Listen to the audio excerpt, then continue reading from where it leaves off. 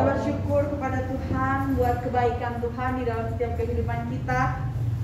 Kita bersyukur bahwa sampai saat ini Tuhan sangat mengasihi kita. Amin. Pemeliharaan Tuhan, penjagaan Tuhan, bahkan berkat Tuhan sempurna atas setiap kehidupan kita. Saya mengundang kita semua untuk bangkit berdiri. Kita berdoa. Kami datang di hadapan-Mu Tuhan. Kami mengucap syukur buat setiap berkat anugerah-Mu yang begitu melimpah dalam setiap kehidupan kami. Kami bersyukur sebab kami memiliki Allah seperti-Mu, Allah yang selalu setia dengan kami, yang tidak pernah meninggalkan kami Tuhan.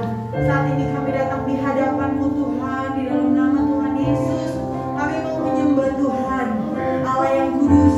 Kami mau meninggikan Tuhan, Allah yang mulia. Kami mau menyenangkan Tuhan, Raja di atas segala raja. Engkau mengurapi setiap kami yang ada pada pagi hari ini, Bapa, di dalam nama Yesus.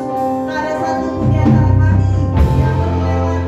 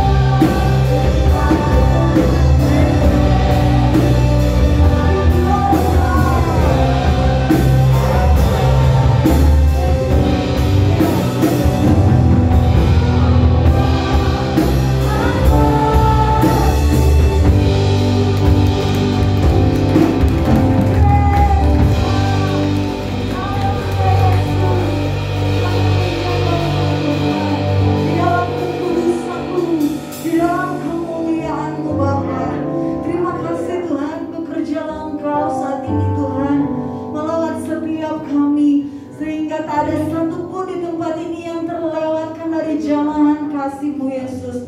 Terima kasih Bapa. Kami siap untuk kami memuji-Mu.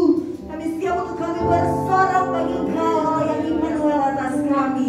Terima kasih Yesus. Haleluya. Amin. Puji Tuhan. Shalom. Sekali lagi Bapak Ibu Saudara, kita mau bersuka sebab kita punya Tuhan Allah yang Immanuel. Amin. Di dalam segala perkara kita percaya bahwa Allah turut bekerja mendatangkan segala kebaikan. Amin. Mari kita bertepuk tangan. Kita menaikkan pujian.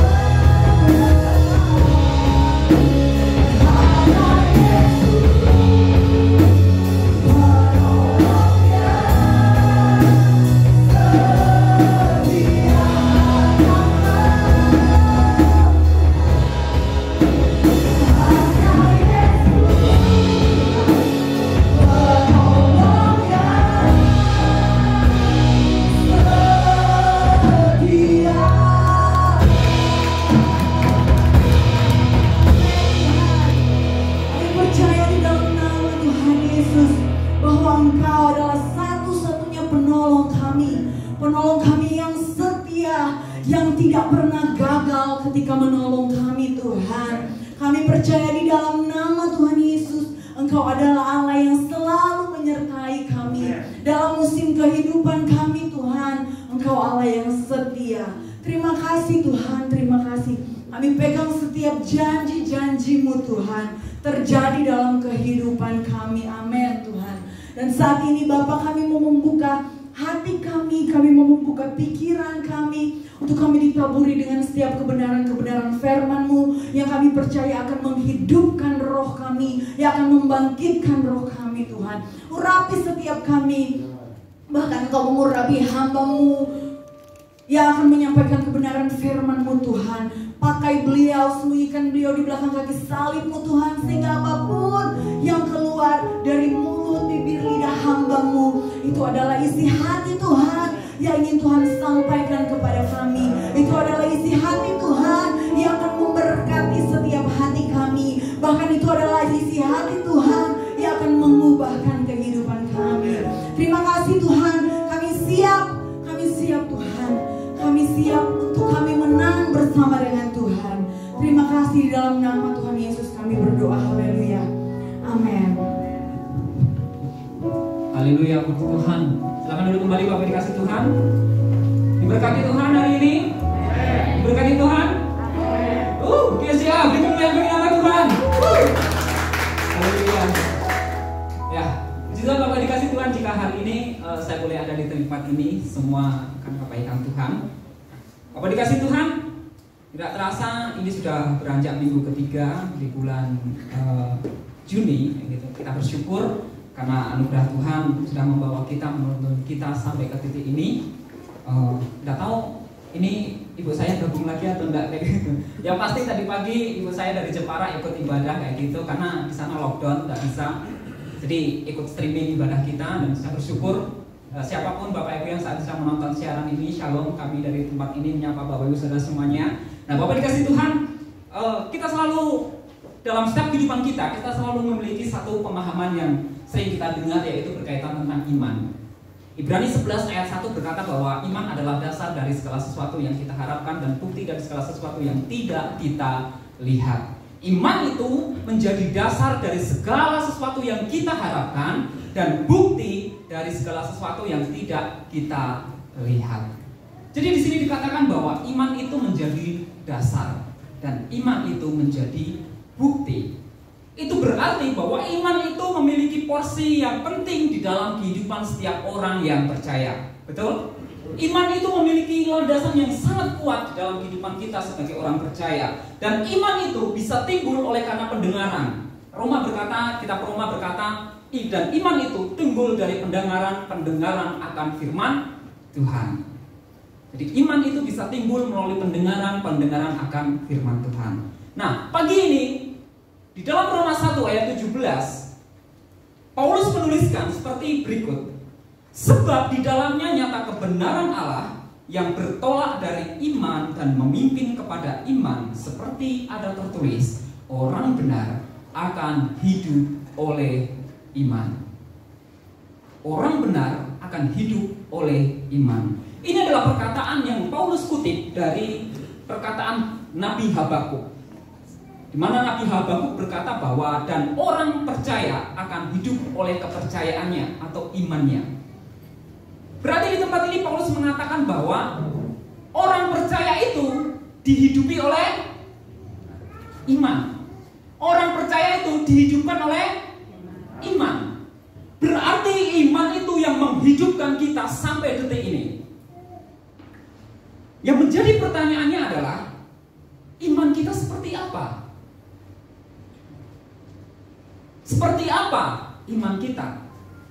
Kalau iman itu menjadi dasar dari segala sesuatu yang kita harapkan, dan iman itu menjadi bukti dari segala sesuatu yang kita inginkan, dan iman itu yang menghidupkan orang percaya, berarti iman itu penting. Yang menjadi pertanyaannya adalah, iman kita seperti apa? Seperti apa iman kita? Karena kalau sampai iman kita salah, berarti hidup kita juga akan salah.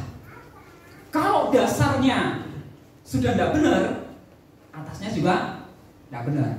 Di sini ada insinyur bangunan, Pak Darmawan pasti tahu yang nama dalam sebuah bangunan dasar itu fondasi sangat penting.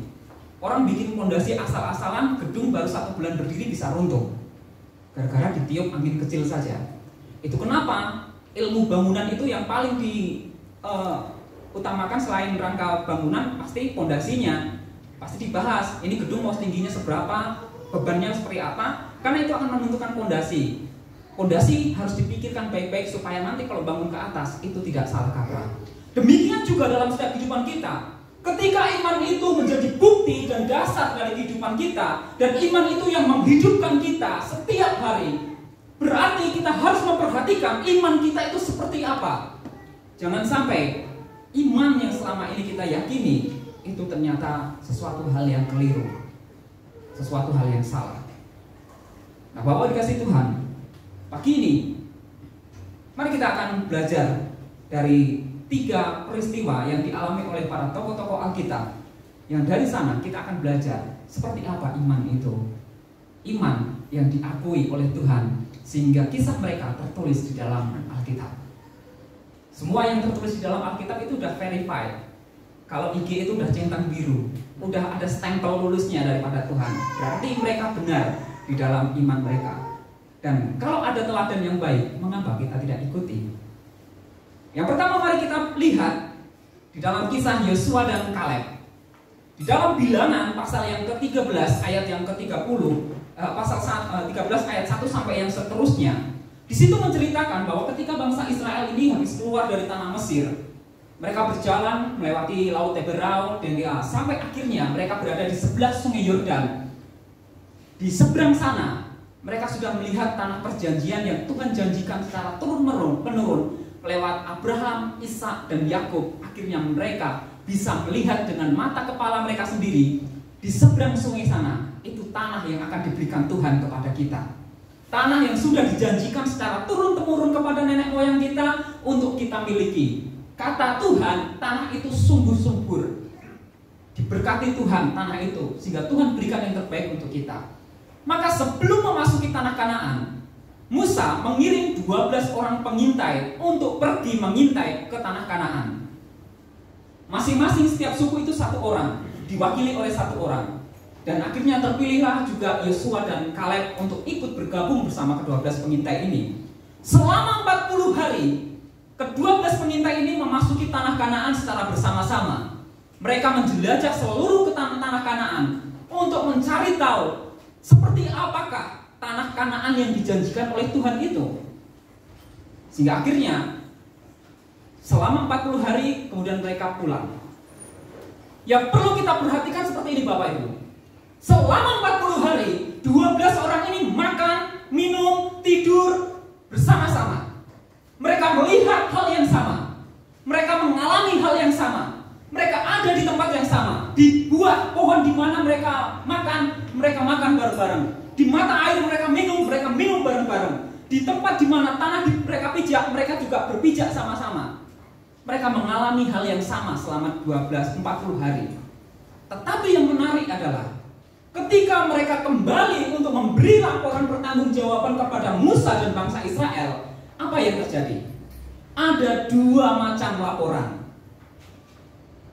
Padahal selama 40 hari 12 orang ini makan, tidur, pergi bareng-bareng. Mereka melihat hal yang sama, mereka mengalami hal yang sama, tetapi ada 2 macam laporan yang sampai kepada Musa.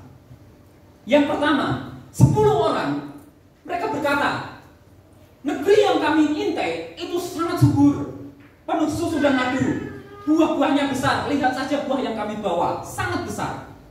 Tetapi penduduknya juga besar-besar.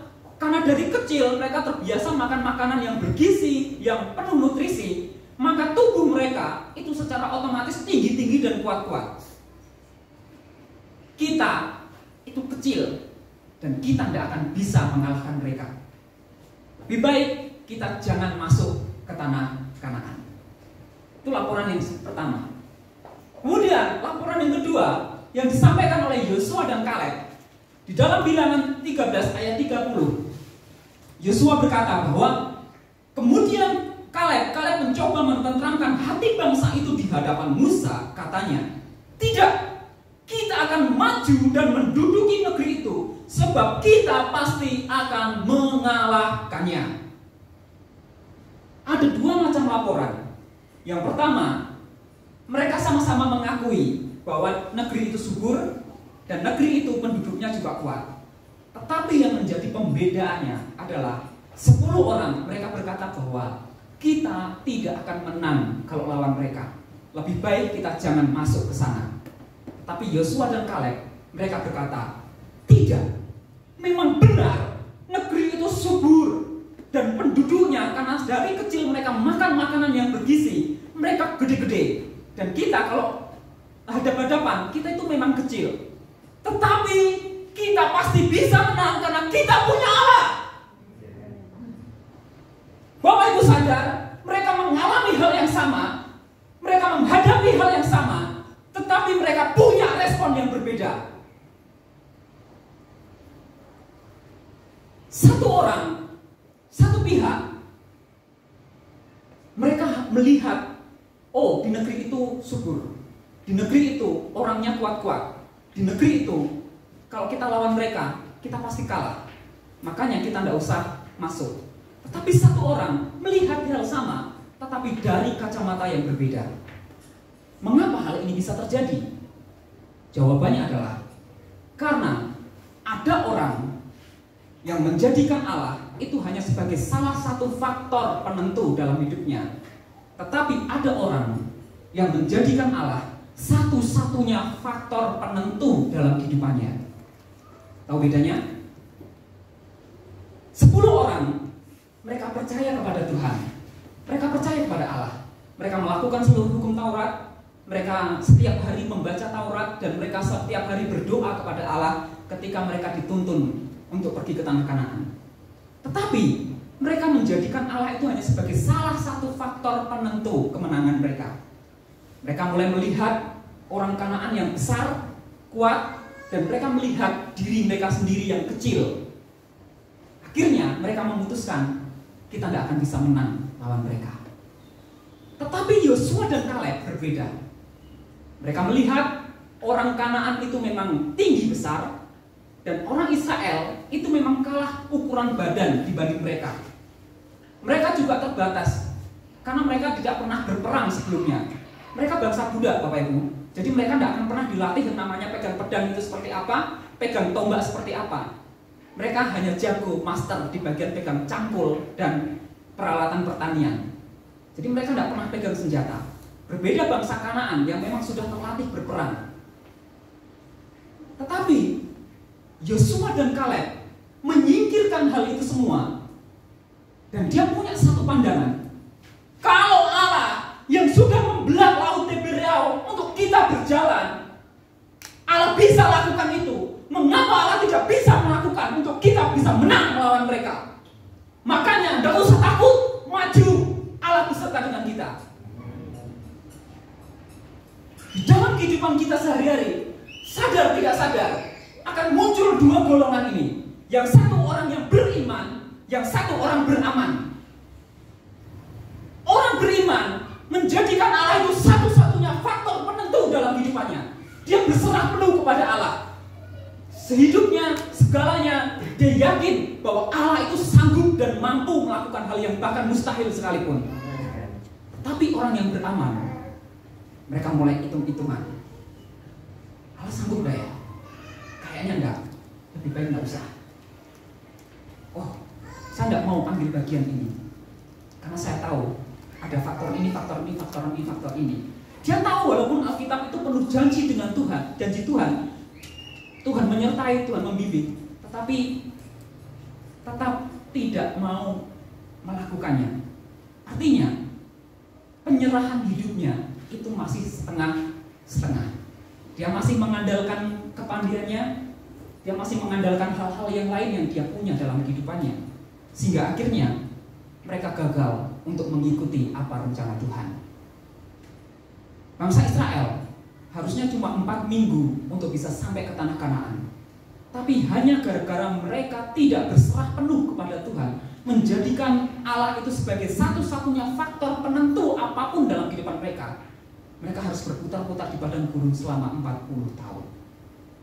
Dan yang lebih tragisnya, semua orang angkatan yang saat itu berusia 30 tahun ke atas, tidak ada yang pernah bisa memasuki tanah Kanaan kecuali 2 orang, yaitu Yosua dan Kaleb. Inilah yang terjadi dalam setiap kehidupan kita juga. Kita akan memutar-mutar di tempat yang sama ketika kita mulai beraman kepada Tuhan. Kita tidak beriman kepada Tuhan, tetapi kita lebih memilih beraman, main aman. Padahal ikut Tuhan memang harus ada bayar harga, tapi kita tidak mau keluarkan harga sepeser pun untuk kita ikut Tuhan. Ikut Tuhan harus pikul salib, tapi kita ganti salib itu dengan sesuatu yang ringan menurut kita untuk kita bisa ikut Tuhan.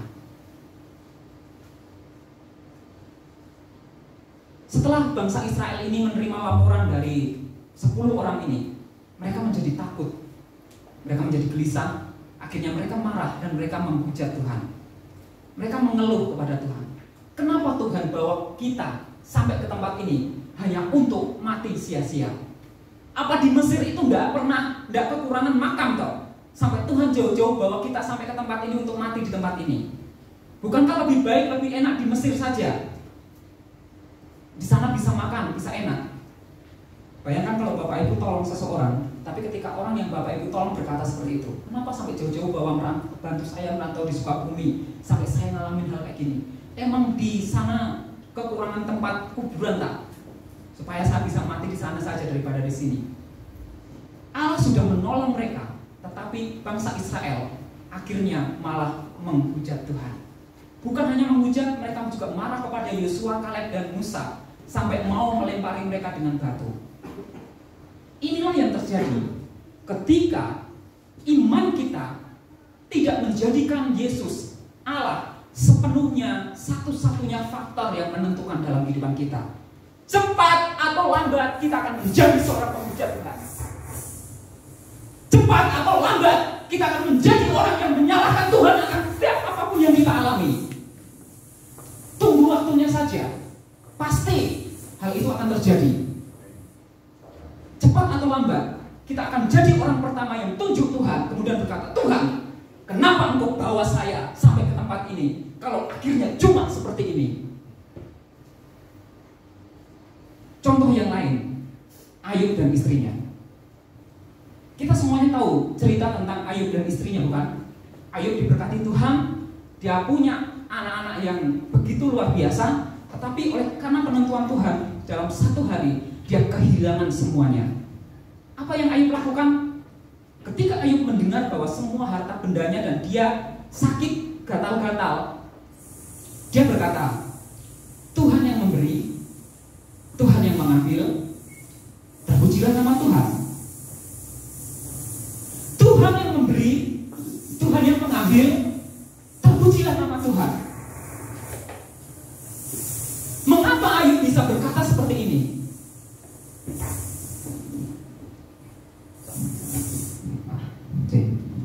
Mengapa Ayub bisa berkata seperti ini? Dia kehilangan semuanya, tapi dia bisa berkata bahwa Tuhan yang memberi, Tuhan yang mengambil, terpujilah nama Tuhan.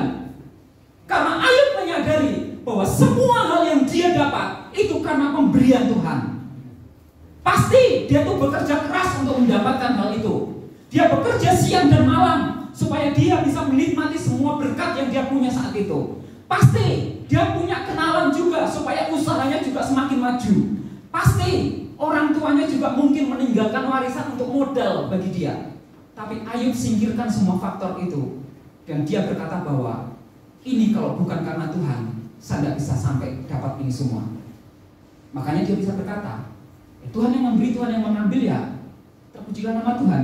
Sekalipun dia mungkin sudah kerja keras untuk mendapatkannya, usahanya sendiri, tapi dia singkirkan itu semua karena dia sadar Tuhan satu-satunya faktor yang menjadikan saya berhasil. Bukan karena kerja keras saya, bukan karena kenalan saya, bukan karena warisan orang tua saya bisa sampai seperti ini. Hanya Tuhan yang jadikan saya seperti ini. Berbeda dengan istrinya. Dia mungkin melihat bagaimana Ayub itu pontang-panting kerja keras untuk mendapatkan itu semua, dan tiba-tiba hal itu lenyap dalam satu hari. Istri Ayub merasa bahwa ini kan hasil kerja kerasnya Ayub. Kenapa tiba-tiba Tuhan ambil semua? Kan ada dulu modal yang orang tuanya kasih. Itu kan bukan dari Tuhan, dari orang tuanya. Kenapa Tuhan ambil juga? Makanya istri Ayub berkata bahwa masihkah engkau bertekun dengan Allahmu? Kutukilah saja dan matilah. Orang yang tidak menjadikan Allah itu sebagai satu-satunya faktor penentu dalam hidupnya, percayalah, cepat atau lambat dia akan menjadi orang pertama yang menuju Allah dan menyalahkan Allah dengan apa yang dia hadapi. Karena dia kecewa dengan hidupnya. Inilah mengapa pentingnya kita belajar bahwa jadikan Allah itu satu-satunya penentu dalam hidup kita. Saya berhasil bukan karena kerja keras saya. Ya memang kita bekerja keras untuk mendapatkan itu. Tapi firman Tuhan bilang bahwa waktu kita tidur, Tuhan itu memberkati kita. Dan firman Tuhan juga bilang, susah kerja keras itu tidak akan menambahi berkat Tuhan. Kalau Tuhan kasih, ya Tuhan akan kasih. Ya walaupun memang kita harus bekerja untuk mendapatkannya, tetapi itu bukan faktor penentu kita bisa berhasil. Tuhan satu-satunya faktor penentu dalam kehidupan kita.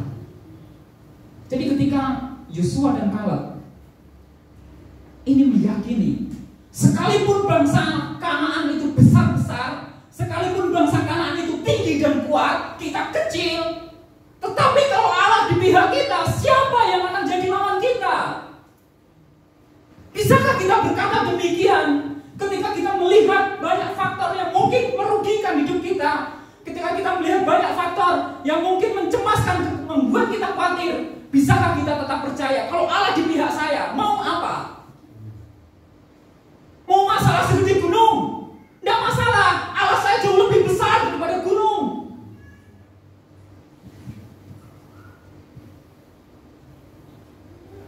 Ketika kita mulai beraman, maka kita mulai mengandalkan apa yang ada dalam hidup kita selain Allah. Kekayaan, kepandaian, kekuatan, relasi, kekuasaan. Ketika kita mulai tidak sepenuhnya mengandalkan Allah, firman Tuhan bilang bahwa terkutuklah orang yang mengandalkan dirinya sendiri.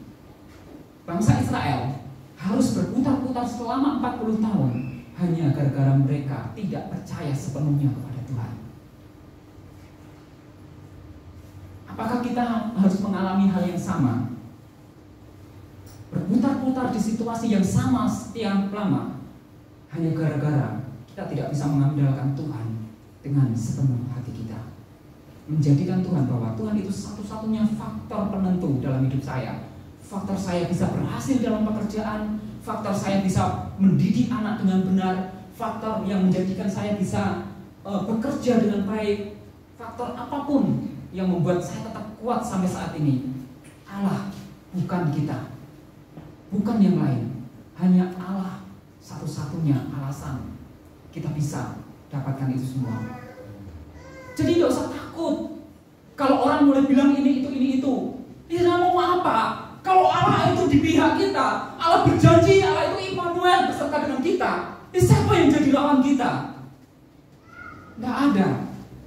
Jadi jangan takut, jangan main aman terus, jangan beraman terus, tetapi mulailah beriman kepada Tuhan. Jadikan Dia satu-satunya faktor penentu dalam setiap kehidupan kita.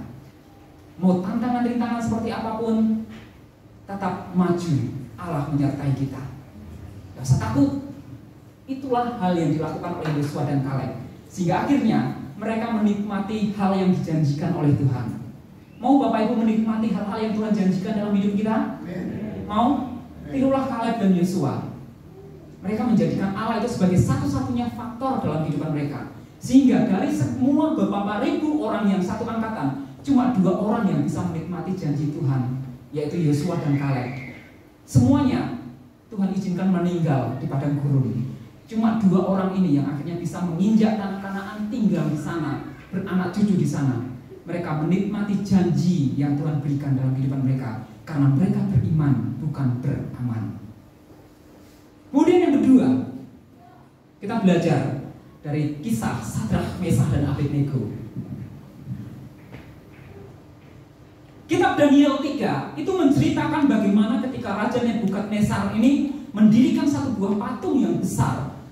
Dan raja ini pengen supaya semua orang yang ada di dalam kerajaannya, kalau mereka dengar musik-musik bunyi, mereka harus sujud menyembah kepada patung itu. Dan raja juga kasih perintah, kalau ada orang yang tidak mau menyembah, hukum mati saja mereka, masukkan ke dalam perapian.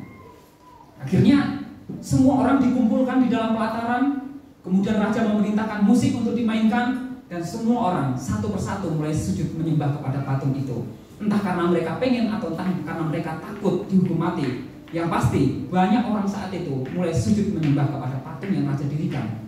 Tetapi 3 orang ini, mau musiknya bunyi sampai kapanpun, mereka tetap berdiri teguh. Apa mereka tidak mendengar apa yang raja perintahkan? Mereka mendengar. Tapi kenapa mereka tetap memilih untuk berdiri? Karena itu menyangkut iman kepercayaan mereka. Mereka diajarkan di dalam hukum Taurat, janganlah engkau sujud menyembah kepada patung buatan tangan manusia. Mereka ingat itu. Inilah iman saya kepada Allah. Jadi kalau Tuhan berkata jangan sujud menyembah, maka apapun yang terjadi saya tetap berdiri.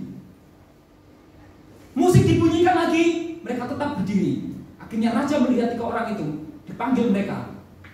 Terus raja bilang, kenapa kamu tidak mau menyembah? Kalau kamu tidak mau menyembah ke patung itu, maka kamu akan kami masukkan ke dalam perapian. Yang luar biasa adalah jawaban daripada Sadrak, Mesah, dan Abednego di dalam Daniel 3 ayat 16 sampai yang ke-18. Mereka berkata, lalu Sadrak, Mesah, dan Abednego menjawab Raja Nebukadnezar, tidak ada gunanya kami memberi jawab kepada tuanku dalam hal ini, karena mereka punya dasar yang jelas. Dilarang sujud menyembah kepada patung. Jika Allah kami yang kami puja sanggup melepaskan kami, maka Ia akan melepaskan kami dari perapian yang menyala-nyala itu dan dari tanganmu, ya Raja. Tetapi seandainya tidak, hendaklah tuanku mengetahui, ya Raja, bahwa kami tidak akan memuja dewa tuanku dan tidak akan menyembah patung emas yang tuanku dirikan itu. Akhirnya mereka pun mendapatkan hukuman. Yang menarik adalah, apakah kita bisa mengikuti apa yang dilakukan oleh Sadrak, Mesah, dan Abednego? Mereka bisa berkata bahwa sekalipun Allah tidak tolong saya, Allah tidak menjawab saya, Allah tidak memberikan kepada saya bantuan, saya tetap percaya kepada Allah, saya tetap cinta kepada Allah. Bapak dikasih Tuhan, kematian itu adalah hal yang pasti. Semua orang bakal mati. Jadi tidak usah tanya kapan dan bagaimana kita mati, karena pasti kok. Tidak besar, tidak kecil, semuanya akan mati. Yang kita harus tanyakan adalah bagaimana kita hidup. Bagaimana kita mempersiapkan diri kita sebelum waktu Tuhan itu datang menjemput kita, untuk kita kembali kepada Sang Pencipta. Bagaimana kita hidup. Di dalam kehidupan kita pasti banyak sekali hal-hal yang terjadi dalam kehidupan kita. Siapa sih orang yang pengen punya masalah? Tidak ada.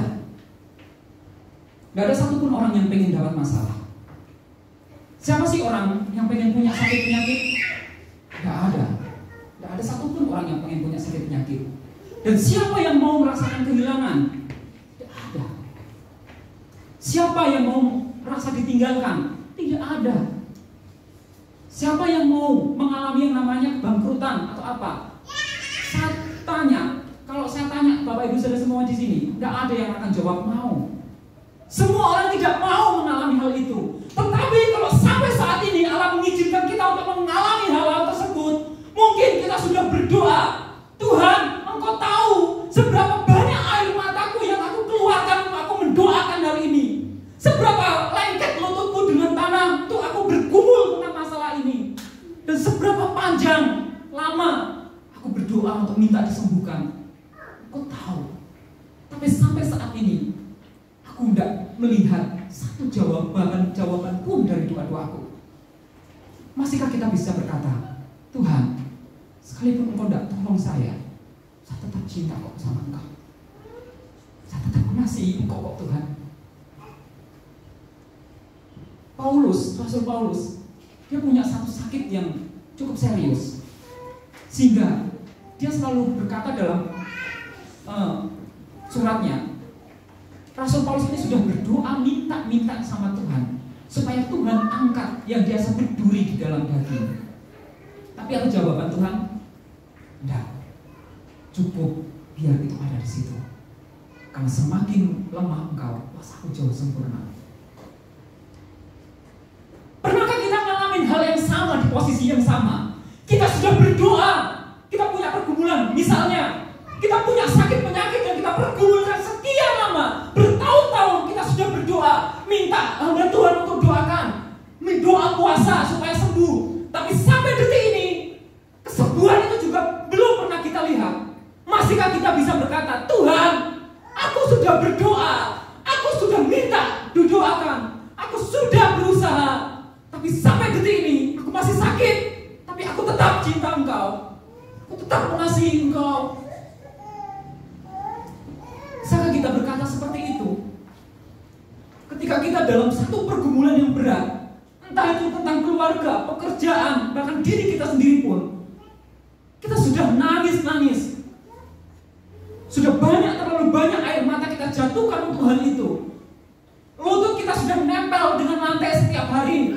Bahkan bukan cuma lutut, jika kita juga ikut nempel di lantai.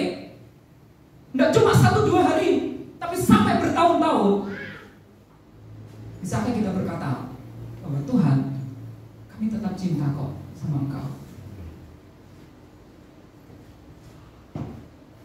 Saya tidak tahu itu, saya nonton atau enggak. Saya itu mendoakan ayah saya itu dari dulu, dan sampai sekarang pun ayah saya belum balik kepada Tuhan. Apakah Tuhan mendengar doa saya? Tuhan pasti dengar doa saya, tetapi waktu Tuhan yang akan menyelesaikannya.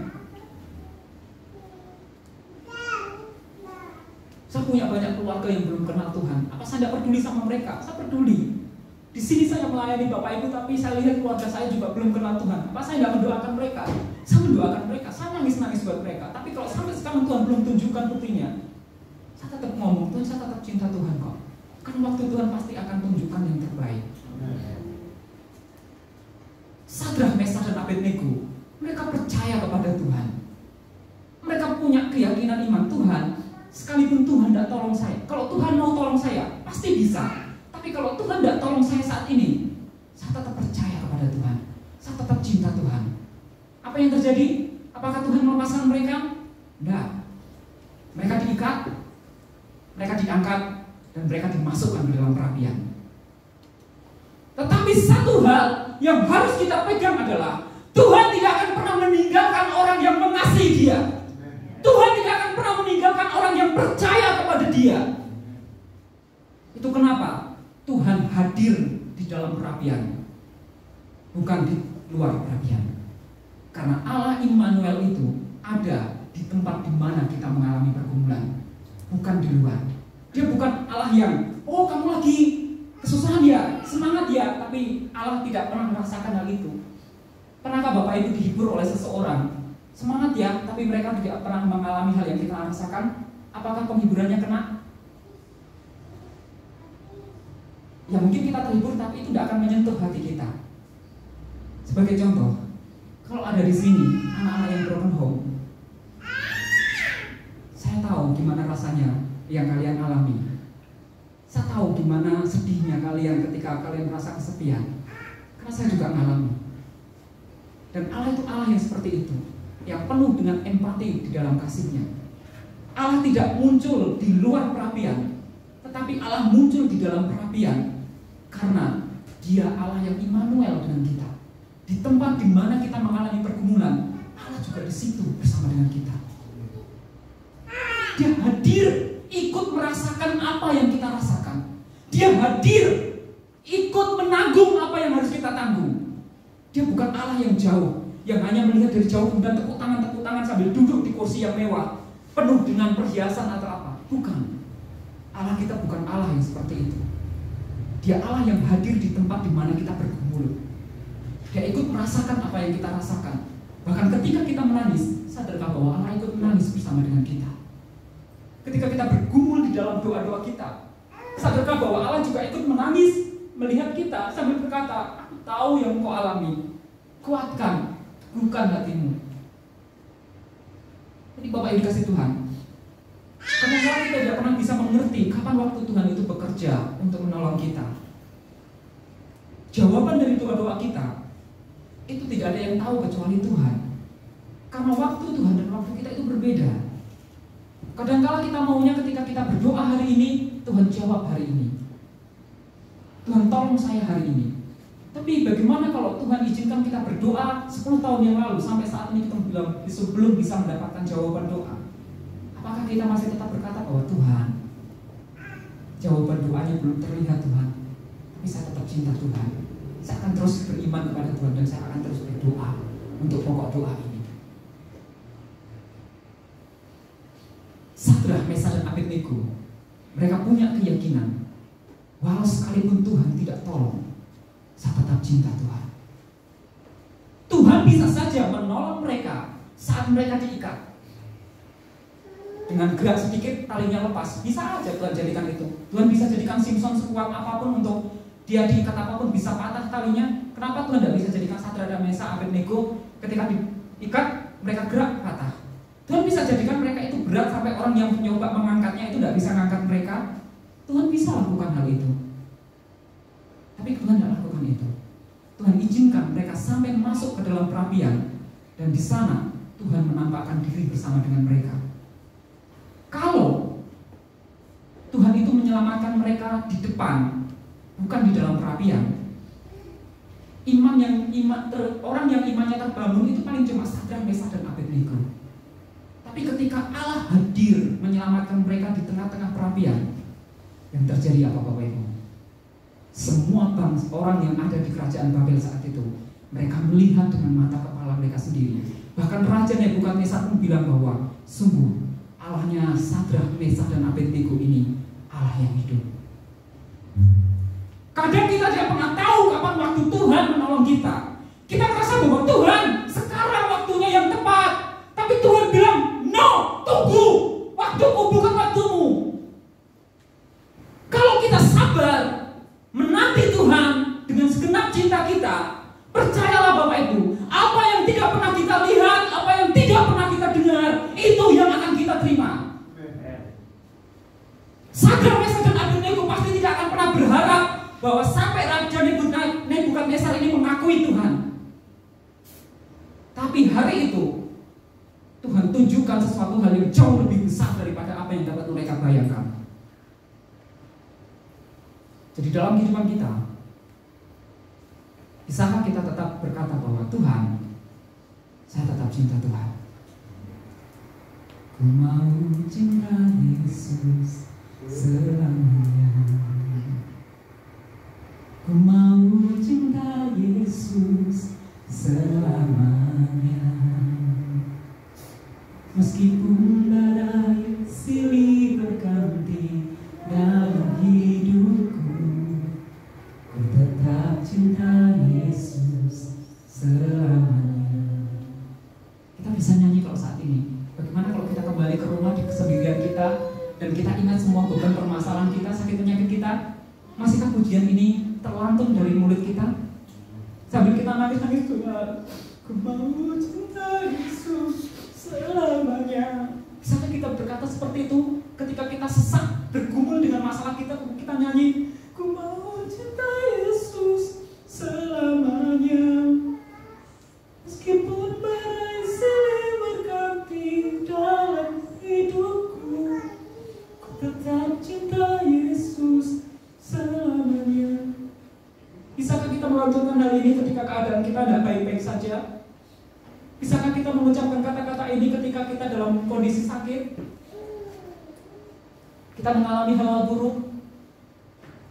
Bisakah kita menunjukkan bahwa Tuhan, saya tetap cinta Tuhan, saya tetap percaya kepada Tuhan, bahwa Tuhan pasti akan tolong saya, Tuhan tidak akan tinggalkan saya kok, Tuhan tidak akan biarkan saya sendirian. Sekalipun saya harus masuk ke dalam lembah kekelaman, aku tidak takut kok Tuhan. Aku tidak takut orang lain boleh ninggalin saya. keluarga saya boleh ninggalin saya, tapi aku percaya kok Tuhan tidak pernah ninggalin saya. Bisakah kita memiliki keyakinan seperti itu? Yang berkata bahwa apapun yang terjadi, saya tetap cinta Tuhan. Saya tetap percaya kepada Tuhan. Walau saya itu tidak lihat jawaban doa saya itu seperti apa dan kapan, saya tetap cinta kok sama Tuhan. Pokoknya kalau saya cinta ya saya cinta Tuhan. Tidak peduli alasannya apapun, kalau saya cinta ya saya cinta. Dari Sadrak, Mesak dan Abednego kita belajar bagaimana kita tulus dalam kita mengikuti Tuhan. Bagaimana ketulusan hati itu akan mempengaruhi hidup kita, sehingga kita bisa berkata, Allah bisa tolong saya, karena Allah itu luar biasa, Dia punya kuasa. Tapi kalau sampai saat ini Tuhan tidak tolong saya tetap percaya, saya tetap cinta sama Tuhan. Entah sampai kapan saya harus bergumul tentang hal ini, saya tetap cinta sama Tuhan. Saya akan tetap percaya kepada Tuhan. Dan percaya Bapak Ibu, apa yang tidak pernah kita lihat dan tidak pernah kita dengar, Tuhan akan lakukan di dalam setiap kehidupan orang yang cinta dan setia kepada Dia. Tuhan tidak akan pernah meninggalkan kita kok. Amin. Amin. Haleluya. Karena akan melakukan hal yang ajaib dalam hidup kita. Kemudian yang ketiga, kita akan belajar dari satu kisah Rasul Paulus, bagaimana iman itu. Siapa yang tidak tahu Rasul Paulus? Semua orang pasti mengenal siapa itu Rasul Paulus. Setengah dari kitab Perjanjian Baru itu ditulis oleh Rasul Paulus. Hampir sebagian besar jemaat di Eropa dan juga Asia itu hasil penginjilannya Rasul Paulus. Dia yang mula-mula memberitakan Injil kepada para bangsa-bangsa. Tetapi pernahkah kita melihat siapa Rasul Paulus sebelum dia mengikuti Tuhan? Rasul Paulus bilang bahwa dia itu orang yang paling berdosa dibanding dengan orang yang lain. Di dalam 1 Timotius 1 ayat 15 kepada muridnya Timotius, Rasul Paulus berkata bahwa di antara mereka akulah yang paling berdosa. Kenapa Paulus bisa ngomong seperti ini, Rasul Paulus? Karena Rasul Paulus ini mengingat siapa hidupnya.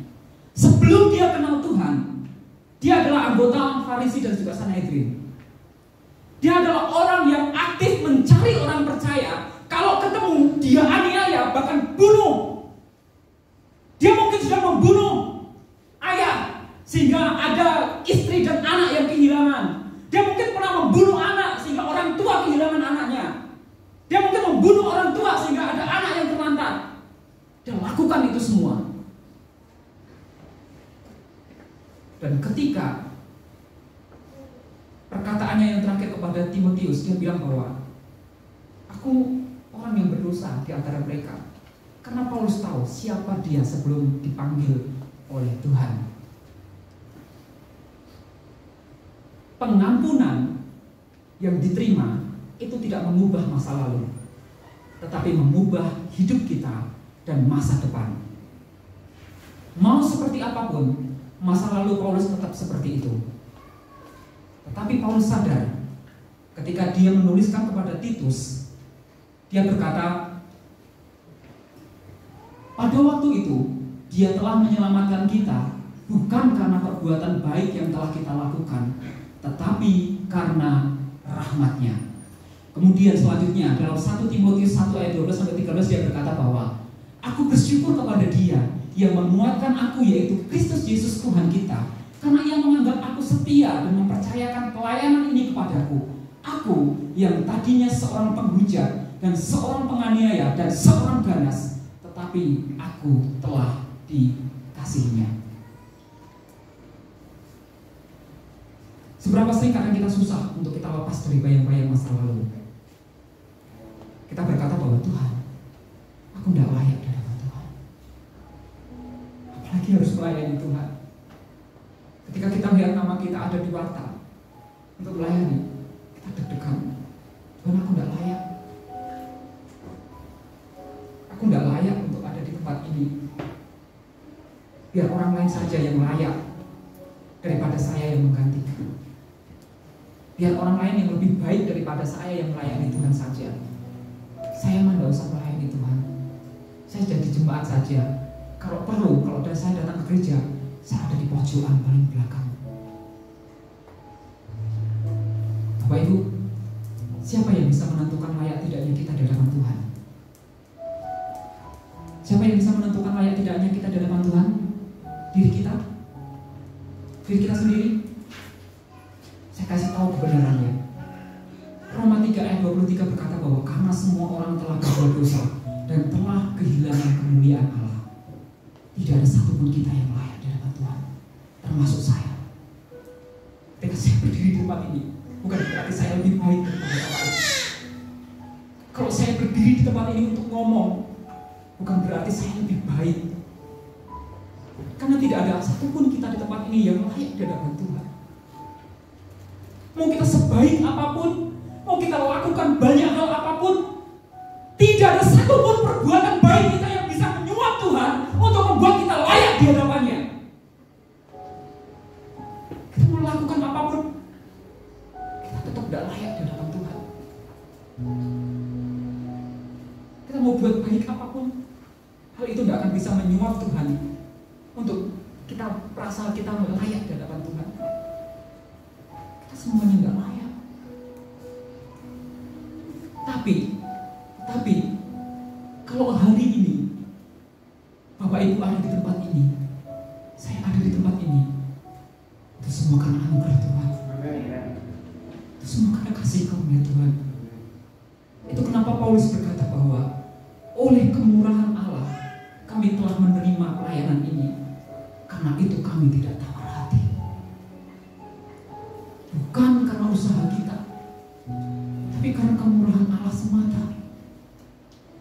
Mau kita dari kecil sudah Kristen, kita tidak pernah bunuh orang, tidak pernah nyakitin orang, tapi kita tidak layak di hadapan Tuhan. Kalau kita sampai saat ini ada di tempat ini, semua karena anugerah Tuhan. Siapa yang setuju pagi ini? Kalau kita ada di tempat ini, ibadah di tempat ini karena pilihan kita. Karena pilihan saya, Mas, makanya pagi ini saya beribadah di tempat ini. Ada yang setuju? Ada yang merasa seperti itu? Pagi ini, kalau saya ada di tempat ini untuk ibadah di GSJ Karismata, pagi ini kalau saya nonton siaran ibadahnya GSJ Karismata, itu karena pilihan saya. Ada yang merasa seperti itu? Saya katakan, kalau Allah tidak memberi kita pilihan, kita mau pilih apa? Bisakah kita memilih hal itu? Maksudnya gini, siapa kita sehingga kita bisa berkata memutuskan untuk kita mau datang kepada Tuhan atau enggak? Apakah kita orang penting? Apakah kita orang berharga? Apakah kita orang hebat sehingga kita bisa memutuskan kayak Allah dibiarin menunggu? Ya kalau saya sempat saya datang, kalau enggak saya tidak datang. Kita bukan siapa-siapa. Kalau pagi ini, hari ini kita bisa punya pilihan, saya mau datang ke gereja atau enggak, saya mau beribadah kepada Tuhan atau enggak, itu karena Tuhan yang memberikan pilihan itu kepada kita. Kalau Tuhan yang kasih, mau kita mau ke gereja pun Tuhan akan pakai 1000 cara untuk menghalanginya. Kalau sampai detik ini kita ada di tempat ini, itu karena Tuhan sudah memberi pilihan itu kepada kita. Itu kenapa Yesus berkata kepada para murid-muridnya di dalam Yohanes, Yesus berkata bahwa bukan kamu yang memilih aku, tapi aku yang memilih kamu. Kita tidak perlu jadi baik dulu untuk kita dipilih Tuhan. Kita tidak perlu banyak-banyak pelayanan dulu untuk kita dipilih Tuhan, karena itu tidak ada artinya buat Tuhan. Yang Tuhan lakukan adalah bahkan sebelum kita kenal Tuhan, bahkan sejak nenek moyang kita nyembah batu, kuburan, gunung, pohon, Tuhan sudah pilih dan Tuhan sudah cinta pada mereka. Sebelum kita bisa memanggil Tuhan itu Bapa, ya Allah Bapa, sebelum kita kenal siapa itu Yesus, Tuhan itu sudah cinta kepada kita apa adanya. Apakah Tuhan tidak tahu kalau kita itu orang berdosa? Tahu. Tuhan tahu semua dosa kita, tapi Tuhan cinta kepada kita.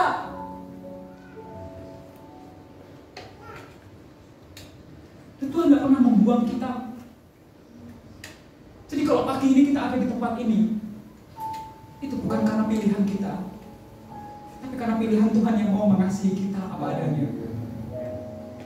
Itu karena pilihan Tuhan yang mau terima kita apa adanya. Tuhan mau terima saya dengan segala keburukan saya, dengan segala dosa yang saya lakukan di masa lalu. Tuhan mau terima saya. Tidak perlu saya jadi baik dulu baru Tuhan ngomong, kamu jadi baik dulu nanti baru saya terima. Sebelum saya kenal Tuhan, sebelum saat saya hidup dalam dosa saya, Tuhan sudah bilang, I love you. Apapun yang kamu lakukan, apapun masa lalumu, aku tetap cinta kamu. Aku tetap terima kamu kalau kamu datang. Pagi ini, sadari kita hidup oleh karena anugerah Tuhan. Kita ada di tempat ini, itu karena anugerah Tuhan. Kalau kita sudah dikasih anugerah seperti itu, masihkah kita tega untuk kita berkata, Tuhan, kalau saya sempat, saya mau datang. Tapi kalau saya sibuk, ada kerjaan, saya tidak datang juga. Masihkah kita tega untuk berkata seperti itu kepada Tuhan? Seakan-akan kita lebih hormat, kita lebih terhormat daripada Tuhan. Kita membiarkan Tuhan menunggu. Kalau sempat kita datang, kalau tidak sempat, ya biarkan Tuhan. Saya punya kesibukan kok. Nantilah minggu depan saya mau datang ke gereja. Nantilah minggu depan saya mau pelayanan. Masihkah kita bisa berkata seperti itu? Kalau kita sadar siapa kita? Kita orang yang tidak layak di hadapan Tuhan. Sedikit pun kita tidak layak di hadapan Tuhan. Tapi kalau hari ini kita ada di tempat ini, itu karena pilihan Tuhan yang mau mengasihi kita apa adanya. Itu pilihan Tuhan yang mau menerima kita apa adanya. Dan terima kita apa adanya tanpa mengungkit masa lalu kita. Dan terima kita apa adanya kita. Dan mari kita hidup di dalam anugerah itu. Bahwa kalau saya hidup, itu semua karena anugerah Tuhan. Itu karena kebaikan Tuhan. Jadi saya tidak akan pernah menyia-nyiakan anugerahnya Tuhan. Anugerah itu sangat mahal, dan saya tidak akan pernah menyia-nyiakannya. Kita akan terus pegang anugerah itu dengan segenap hati dan cinta kita. Karena sebelum kita kenal Tuhan, Tuhan sudah kenal kita. Sebelum kita bisa ngomong, Tuhan aku mengasihimu, Tuhan di atas kayu salib memandang kita dengan tetesan darah yang harus dia lakukan, dia alami dengan luka. Dia ngomong, aku mencintaimu. Sadari anugerah Tuhan dan hiduplah dengan bangga. Jaga anugerah Tuhan itu dalam hidup kita. Jangan sia-siakan anugerah Tuhan. Kalau kita masih bisa memilih akankah kita pelayanan atau tidak, kita ke gereja atau tidak, pilihlah yang baik, yang menyenangkan hati Tuhan, yang sudah mengasihi kita apa adanya. Karena kalau tanpa anugerah Tuhan, kita tidak ada di tempat ini. Kita tidak akan bisa berkumpul dalam satu keluarga di tempat ini, dan kita tidak akan bisa beribadah bersama-sama. Kita ada itu karena anugerah Tuhan. Haleluya. Mari kita menerima Tuhan ini Bapak Ibu. Saja kita semuanya untuk bangkit berdiri. Mari kita renungkan dalam kehidupan kita beriman selama ini. Iman seperti apakah yang kita pegang? Iman seperti apa yang kita pegang setiap hari?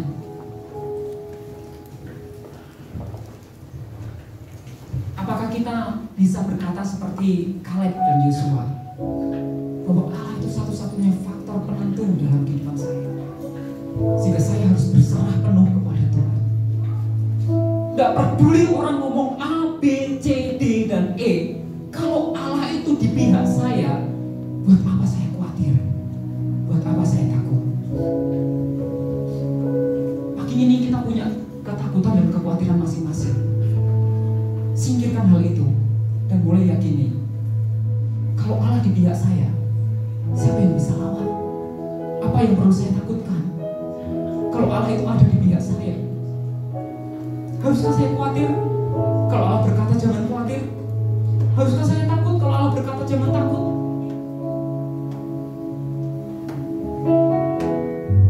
Kaleb dan Yosua, sekalipun dia melihat keadaan orang Kanaan, dia tetap berkata, kita akan maju karena Tuhan menyertai kita.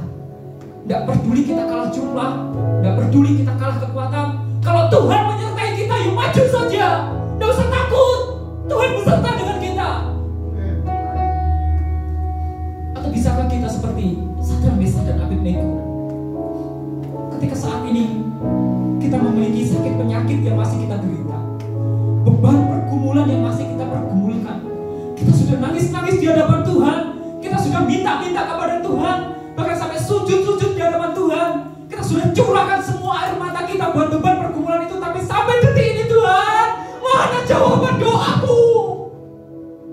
Kenapa aku masih sakit? Kenapa aku masih punya masalah?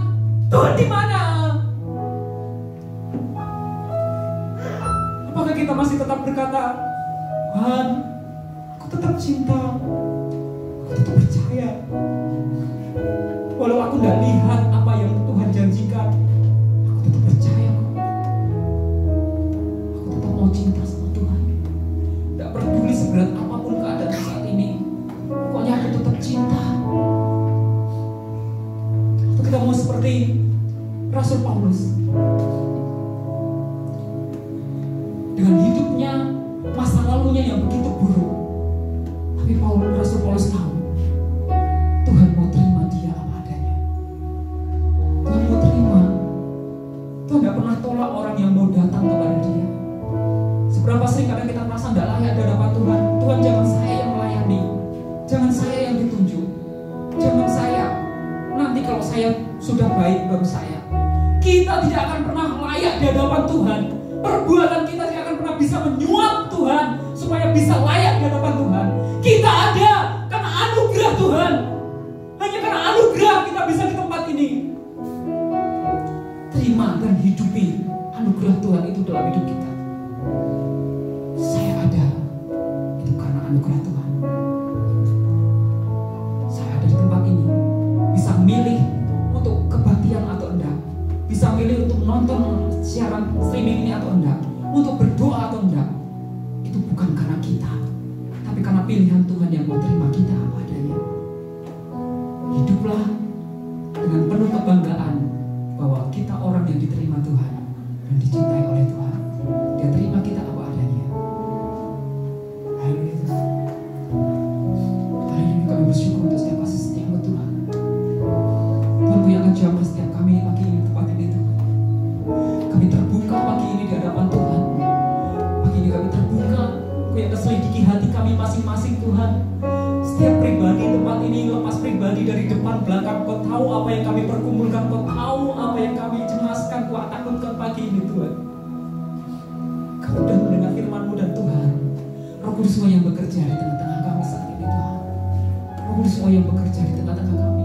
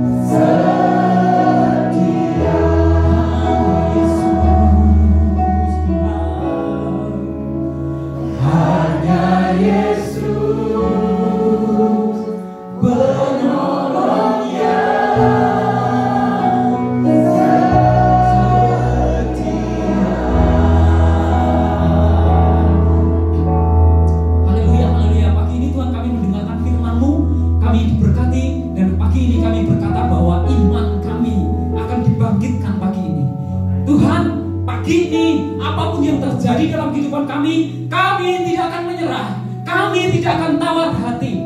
Dengan iman, maka kami akan menghidupi hidup kami di tempat ini, di dunia ini, sampai detik di mana kami kembali kepada Engkau. Kami mau mempertahankan iman kami tetap benar di hadapan-Mu. Kau yang memberkati kami pagi ini Tuhan.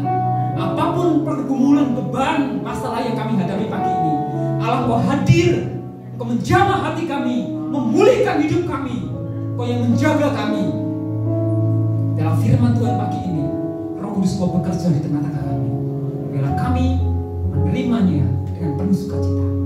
Kami hidup oleh karena anugerah Tuhan, oleh karena kebaikan Tuhan. Terpujilah nama-Mu Tuhan. Di dalam nama Tuhan Yesus kami mengucap syukur dan kami berdoa.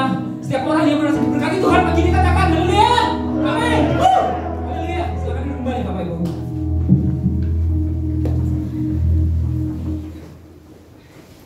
Oke, kita semua diberkati dengan kebenaran firman Tuhan. Amin. Kita bersyukur sebab Tuhan sangat mengasihi kita. Puji Tuhan, Bapak Ibu Saudara. Mari kita mempersiapkan persembahan kita. Tapi sebelum itu saya ingin menyampaikan beberapa pengumuman.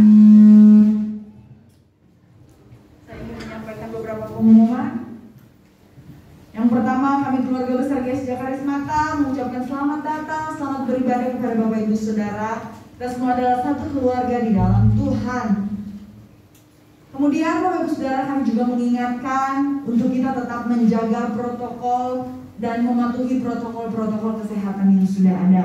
Kami juga mengingatkan kepada Bapak Ibu Saudara, ketika Bapak Ibu Saudara akan meninggalkan tempat ini, harap kita menjaga jarak satu dengan yang lainnya. Kita masuk ke dalam ruangan ini dengan menjaga jarak. Tentunya ketika kita akan meninggalkan ruangan ini, kita juga akan menjaga jarak. Ya, demikian Bapak Ibu Saudara, saya mengundang kolektor untuk maju ke depan.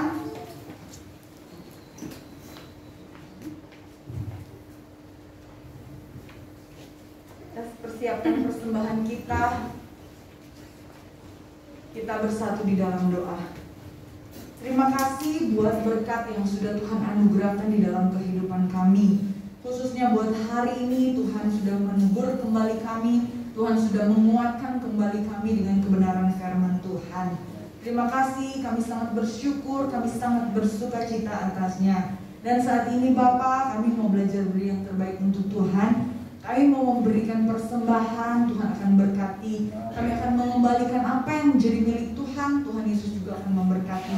Dan ketika kami akan memberi untuk pembangunan rumah Tuhan di tempat ini, Tuhan juga Allah yang akan memberkati. Tuhan akan memberkati kami pribadi lepas pribadi. Tuhan akan memberkati keluarga kami. Tuhan akan memberkati apapun yang menjadi usaha dan pekerjaan kami. Firman Tuhan mengatakan ketika kami memberi dengan sukacita dan rela hati, kami akan diberkati oleh Tuhan. Kami akan berlimpah-limpah oleh kebaikan-kebaikan dan oleh berkat Tuhan. Kami siap untuk kami memberi untuk Tuhan pada hari ini. Di dalam nama Tuhan Yesus kami berdoa dan kami bersyukur. Haleluya.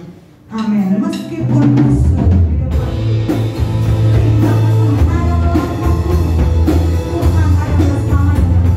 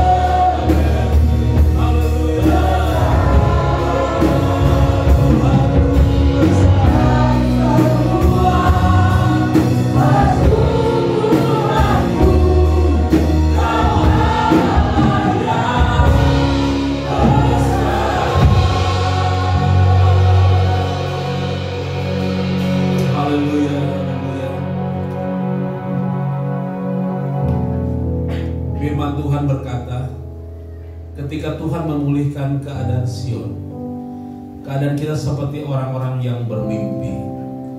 Pada waktu itu mulut kita penuh dengan tawa dan lidah kita dengan sorak-sorai. Pada waktu itu berkatalah orang di antara bangsa-bangsa, Tuhan telah melakukan perkara yang besar kepada orang-orang ini. Tuhan telah melakukan perkara besar kepada kita, maka kita bersuka cita. Pulihkanlah keadaan kami ya Tuhan, seperti memulihkan batang air kering di tanah Negev. Orang-orang yang menabur dengan mencucurkan air mata akan menuai dengan bersorak-sorai. Orang yang berjalan dengan menangis sambil menabur benih pasti pulang dengan sorak-sorai sambil membawa berkas-berkasnya. Terima kasih Tuhan. Terima kasih Bapa untuk ibadah yang penuh dengan inspiratif. Terima kasih Tuhan untuk pujian penyembahan yang naik di hadirat Tuhan. Itu sesuatu yang terbaik yang kami berikan dari hati kami, dari kasih kami kepada Tuhan. Terima kasih untuk firman-Mu yang memberkati kami semua Tuhan. Terima kasih untuk persekutuan yang indah pada siang hari ini Tuhan. Semuanya untuk kemuliaan, keagungan dan kebesaran Engkau Tuhan. Engkau adalah Tuhan dan Allah kami. Engkau adalah Gembala yang akan mengembalakan hidup kami, yang akan menuntun kami ke air yang tenang. Engkau menyegarkan jiwa kami. Engkau menuntun kami dan memberikan kepada kami makanan-makanan yang terbaik dari kerajaan surga. Engkau memberkati kami dengan berkat-berkat-Mu yang terbaik dari kerajaan surga. Tuhan mengatakan bahwa Tuhan memberikan makanan di hadapan musuh, maksudnya di hadapan keadaan-keadaan yang sulit sekalipun dan keadaan-keadaan yang tidak memungkinkan sekalipun. Engkau memberikan kami berkat-berkat-Mu. Engkau memberikan kami makan dan minum. Engkau memberkati kami dan memelihara kami dengan ajaib Tuhan. Terima kasih Tuhan. Bagi orang-orang yang percaya, tiada yang mustahil, yang tidak ada menjadi ada, yang tidak mungkin menjadi mungkin Tuhan. Kami mau tetap optimis, kami mau tetap percaya. Di dalam Tuhan selalu ada pertolongan, di dalam Tuhan selalu ada jalan keluar, di dalam Tuhan selalu ada berkat untuk kami. Pemeliharaan Tuhan ajaib untuk kami Tuhan. Kau nyatakan itu kepada kami sidang jemaat-Mu Tuhan. Dalam masuki minggu yang baru ini Kau memberkati semua kehidupan kami, semua aktivitas kami, semua usaha pekerjaan, bisnis mata pencarian kami. Engkau memberkati keluarga rumah tangga kami Tuhan. Di dalam nama Yesus ada sukacita, kebahagiaan dan kelimpahan untuk kami semua. Terima kasih Tuhan. Di dalam nama Yesus Tuhan untuk bungkus tubuh, jiwa dan roh kami semua dengan kuasa darah Yesus. Dijauhkan kami dari bahaya, celaka, maut dan pencobaan. Dijauhkan dari kematian, dijauhkan kami dari maut, dijauhkan kami dari penyakit-penyakit menular, virus-virus menular. Kami hancurkan dalam nama Yesus. Dalam nama Yesus, tiang awan, tiang api akan melingkupi, membentengi dan menyertai kami. Berikan kepada kami hikmat, akal budi untuk kami bagaimana bergaul, berhadapan, atau bagaimana bertindak dalam keadaan yang seperti ini Tuhan. Terima kasih Bapa. Diberkatilah kami semua dan kami akan pulang dan membawa berkat anugerah dan damai sejahtera dari Tuhan. Saudara, mari kita mengangkat tangan. Tuhan memberkati engkau dan melindungi engkau. Tuhan menyertai engkau dengan wajahnya dan beri engkau kasih karunia. Dan Tuhan menghadapkan wajahnya siang ini kepadamu dan memberi engkau damai sejahtera.